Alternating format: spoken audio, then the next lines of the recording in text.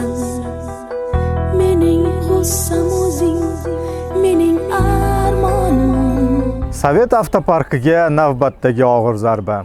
Biri 1996-yilda Asaka shahrida Uzdeo korxonasini ochilishi bo'lsa, ikkinchisi esa Vazirlar Mahkamasining 2026-yil 20-yanvarda qabul qilingan 11-sonli qaroridir.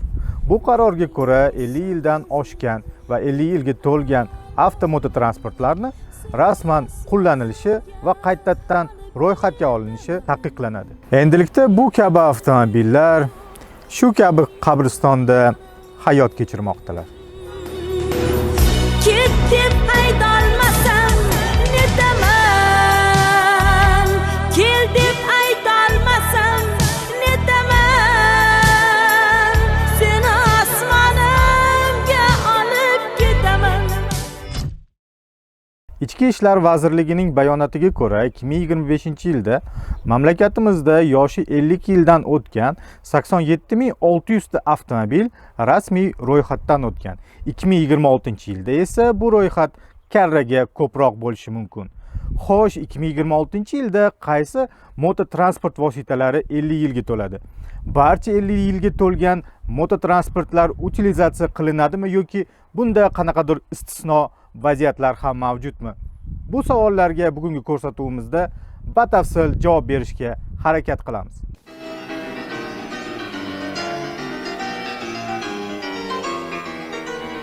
Ittifoq davrining avtomobil bobida eng porlagan davri VAZ, ya'ni Volga avtomobil zavodi ochilishi bilan bevosita bog'liq.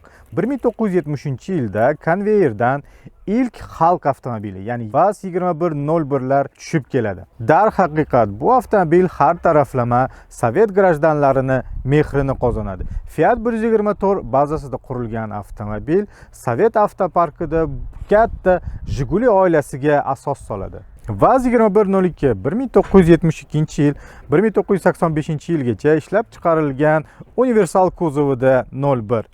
O'sha davrda universal kuzovi tanqisligini inobatga olsa, bu juda kutilgan avtomobil. Kamdan kam inson bilsa kerak, VAZ 2102 bazasida elektrli avtomobil ham qurilgan. Markirovkasini biladigan insonlar bo'lsa, izohlarda yozib qoldiring. VAZ 2103 Sovet hukumati Fiat bilan tuzgan hamkorlik bitimida ikki turdagi avtomobil ishlab chiqarilishi nazarda tutilgan. Birisi ommabop bo'lgan versiyalar VAZ 2101 va VAZ 2102 bo'lsa, boshqasi lyuks variant, ya'ni VAZ 2103 bo'lishi kerak bo'lgan.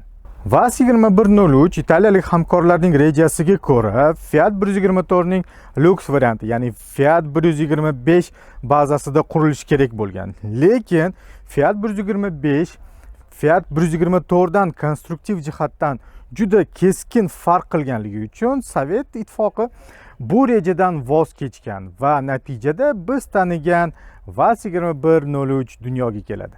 Bu vazlar ro'yxatida tabiiyki afsonaviy VAZ 2106 ham mavjud.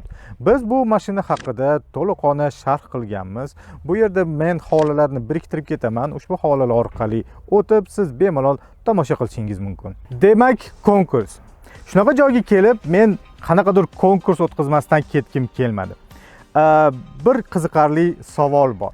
Ya'ni Fiat 124 bazasida tabiiyki yuqorida aytib o'tganimizdek VAZ 2101 avtomobili asos topgan. Ammo o'sha davrda Fiat 124 bazasida yana bitta avtomobil dunyoga kelgan. Ushbu avtomobil qanaqa avtomobil edi va O'zbekiston bozoriga, O'zbekiston avtoparkiga u qanday aloqador? Kimki bu qaysi avtomobil bo'lgan va bizning O'zbekiston bozorimizga qanaqa avtomobil bo'lib kirib kelganligini to'liq javobini aytsa, har doimgidek to'liq bak 92 benzin quyib beramiz. Izohlarda faol bo'ling va javoblaringizni yozib qoldiring. Ha, aytgancha bundan oldin Deo Super salonni sharh qilganimizda ham u yerda biz konkurs e'lon qilgan edik. U yerda bir inson g'olib bo'lgan edi, ya'ni Musician 7000 degan nick egasi g'olib bo'lgan edi. Bu inson hali hamon aloqaga chiqmadilar.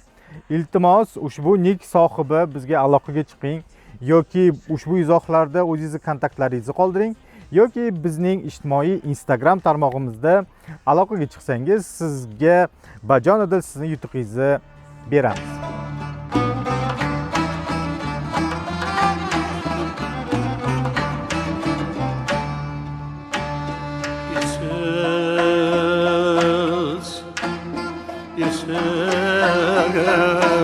Gorki avtomobil zavodi, ya'ni gaz. Yillar mobaynida ushbu zavod avtomobil emas, millat uchun orzu ishlab chiqqan. Gap hozir tabiiyki aholi uchun mo'ljallangan yengil avtomobil haqida ketyapti.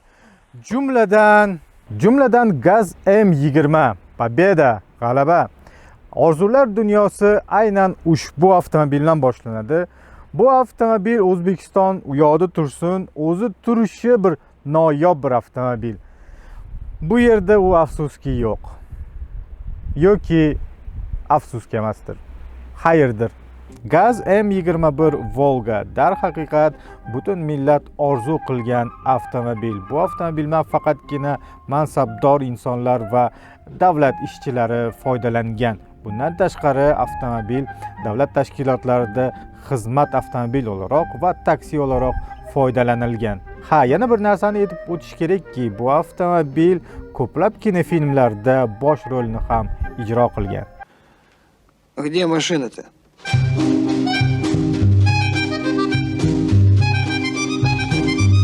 Bu kabi noyob avtomobillarni o'zi ko'chada uchratish katta baxt, chunki bu kabi avtomobillar maxsus xonada, gilamli to'shalgan joylarda saqlanadi. Ammo biz sergeli ko'rsatuvimizda tahlil qilgan M21 Volgamiz ming afsuslar bo'lsinki, yangi ANT seriyalik raqamlarni ololmaydi. Unda savol tug'iladi, qaysi avtomobillar ushbu raqamlarni ololarkin? Kelinglar shu haqida batafsil gaplashamiz. Va buni aniqlashtirish maqsadida men Mirobod tumanida joylashgan yo'l harakati xavfsizligini himoya qiluvchi bo'limining ro'yxatdan o'tkazish va imtihon olish bo'limiga tashrif buyurdim va oddiy fuqaro o'laroq u yerdagi bo'lgan jarayonni sizlar bilan bo'lishmoqchiman. Gapni qisqa qiladigan bo'lsam, qonunda qanday qilib yozilgan bo'lsa, hayotda ham shunday. Ya'ni avtomobil imkon qadar saqlangan holatda, ya'ni zavod holatida bo'lishi shart. YXXX axborot xizmati rahbari Zoir Yo'ldoshev gaplariga ko'ra, avtomobilning asosiy agregatlari tushunchasi ostida quyidagilar tushuniladi. Mashina tashqi ko'rinishi, tuzilishi va kuzovi, dvigateli va yoqilg'i turi, dvigateldan chiqqan kuchni g'ildirakka uzatuvchi scepleniya, ballonlar, tormoz va rul boshqaruv tizimlari, uzatmalar qutisi, elektr jihozlari hamda salon o'rindiqlarining joyi va shakli, bularning barchasi asl holatda bo'lishi talab etiladi. Gaz haqida ham savollar berdim. Ular ham olinib tashlash kerak. Hattoki ruxsatnomasi bo'lsa ham. Inspektori ta'kidlashiga ko'ra, avtomobil to'liqona zavod holatida bo'lishi kerak, ya'ni benzin holatida. Bu yerda endi boshqa savol tug'iladi. Agar restavratsiya qilsak-chi?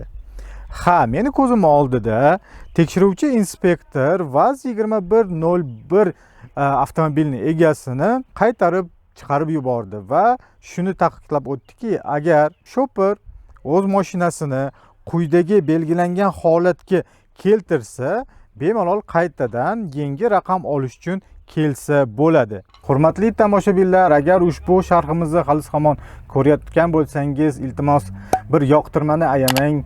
Ushbu video ostida izohlar bo'limida faol bo'ling va bu videoni tanishlaringizga albatta ulashing. Yoqtirmalar, izohlar.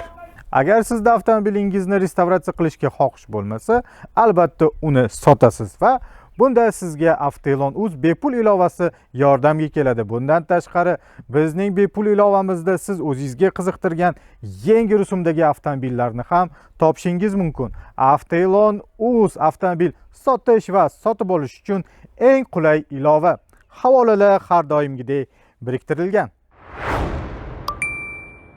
Imkoni bor deganimning asosiy sababi shuki, u yerdagi inspektorlar yakuniy qarori berishmas ekan. Yakuniy qarori davlat onlayn tizimi berar ekan. Ya'ni inspektor motor raqamlarini, kuzov raqamlarini tekshirib, barcha qismlarni suratga olib, u tizimga yuklar ekan va yakuniy bir xulosani u tizim sizga taqdim etar ekan. Ushbu tizim qaroriga ko'ra siz yangi ANT davlat belgisini olishingiz mumkin ekan. Ammo bu muolaja biroz sekin o'tar ekan va agar boradigan bo'lsangiz, asablaringizni tiklab, sokin bo'lib, mahkam bo'lib borishingizni so'rab qolaman. Gaz 24 Volga.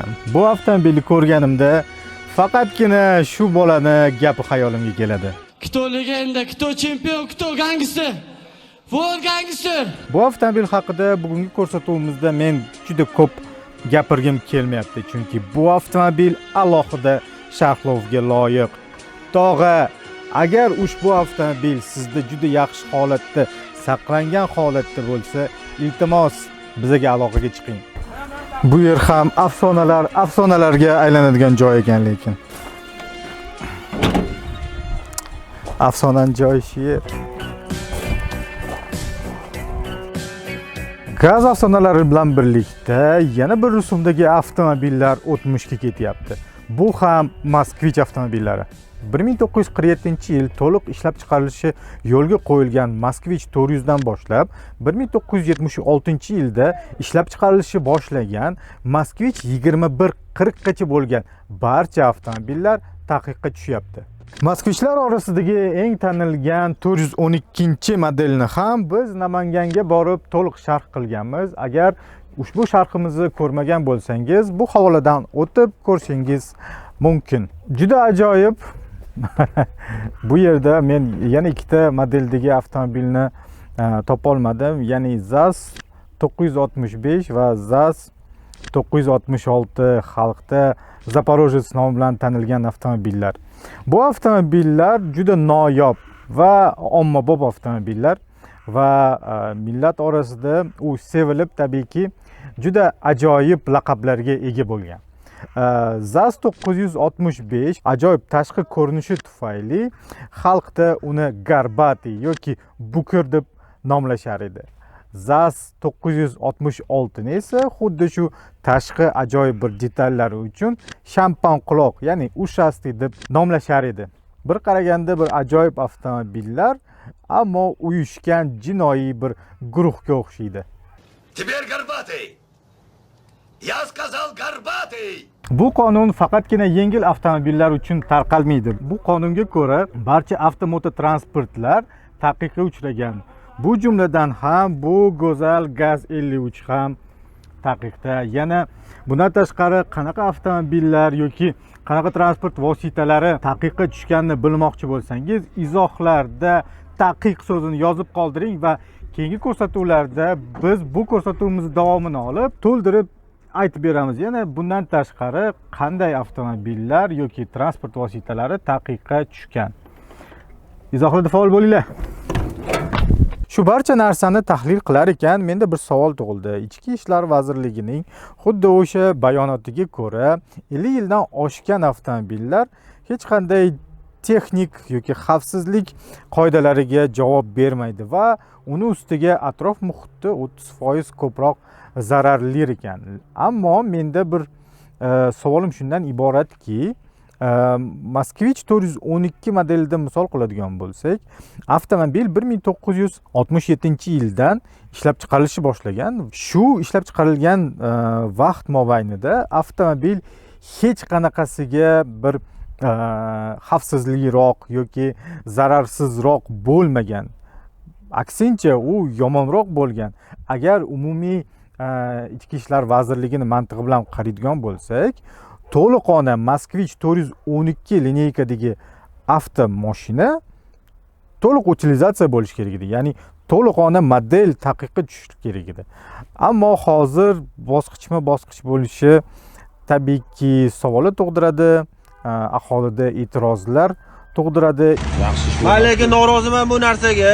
Я против этих законов. Bundan men noroziman. Iltimos buni bekor qilishingizni so'raymiz.